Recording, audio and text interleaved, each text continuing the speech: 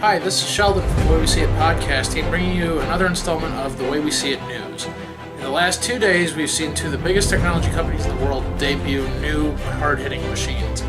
We've seen the Microsoft Surface Studio come out, as well as the new Macbook Pro, which was announced today by Apple. I've got a few notes comparing the two, so with that in mind, let's get started.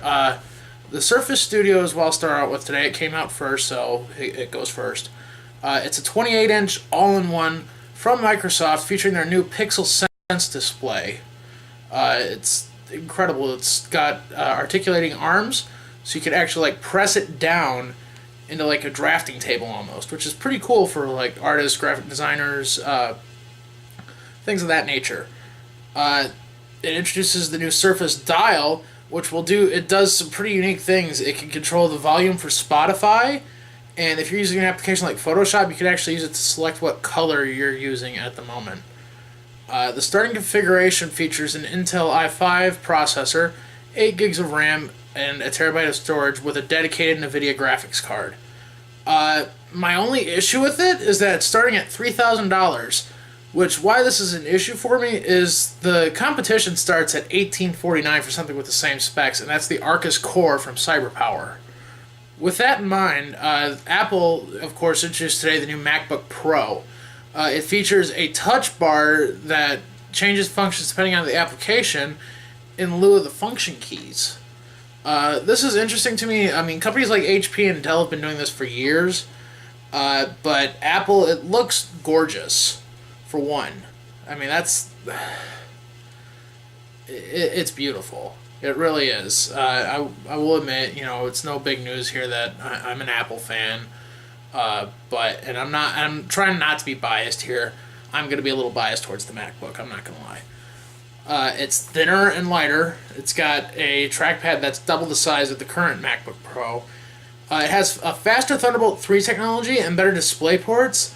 What's cool about this is it'll allow you to connect up to two 5K displays simultaneously and two RAIDs. That's right, two RAID 5s. It's offered in a 13 and a 15-inch display, and its base configuration is similar to the Surface Studio. It's got an Intel i5, it's got a 256 gig SSD instead of a terabyte spinning drive. Well, actually, no, I'm pretty sure on the Studio, that's got to be a terabyte. No, actually, I think that is a spinning drive. I'm correct on that.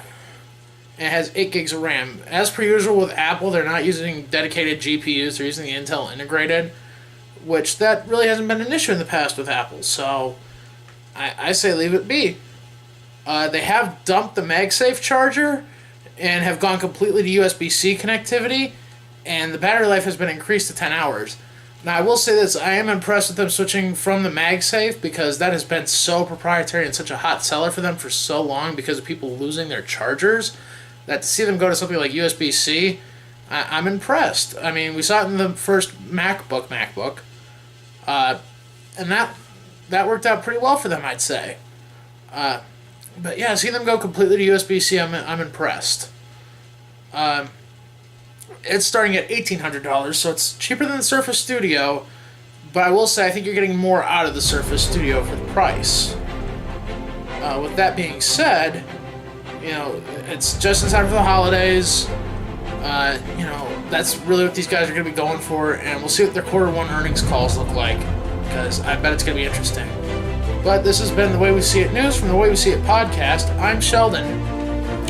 Be sure to check out The Way We See It on Facebook, Twitter, YouTube, Google Play, and iTunes.